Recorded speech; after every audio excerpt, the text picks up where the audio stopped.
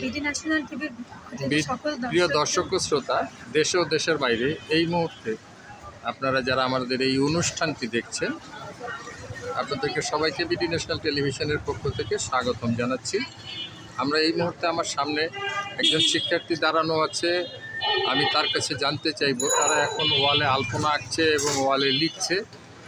তার কাছে জানতে চাইব যে তোমরা এটা কেন করছো।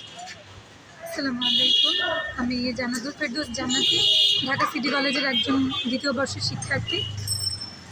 প্রথমেই আমরা বলতে চাই আমাদের শহীদ ভাই আবু সাঈদ, মুগ্ধ এবং সকল শহীদদের কথা। সাথে আছেন যারা আমাদের যেসব ভাইয়েরা এখনও হসপিটালে ভর্তি আছেন, তাদের প্রতি আমরা সৃষ্টিকর্তার কাছে দোয়া করি যেন তারা খুব দ্রুত সুস্থ হয়ে বাড়ি ফিরতে পারে।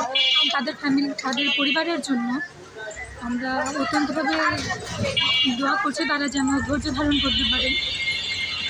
এই চিত্রকর্মের সম্পর্কে বলা যায়, বাঙালি জাতি হিসেবে আমরা এমন একটা জাতি যারা খুব দ্রুত অতীতকে ভুলে যায়।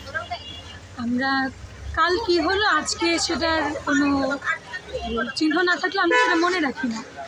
আমরা চিত্রকর্মের মাধ্যমে একটা ওয়ালে ঘটনাগুলোকে ফুটিয়ে তুলছি যেন মানুষ যতদিন এই চিত্রকর্ম এই দেয়ালের মধ্যে থাকবে, মানুষ এখান দিয়ে যাবে, দেখবে এবং আমাদের এই বৈষম্য বিরোধী আন্দোলন, কোটা আন্দোলন, আমাদের শহীদ ভাইদের কথা, আমাদের বর্তমানে যারা আহত হয়ে আছেন ভাইয়েরা, সকলের কথা তারা মনে করবে।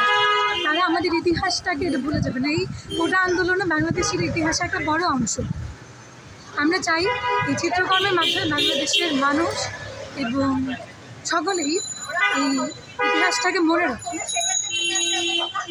ধন্যবাদ।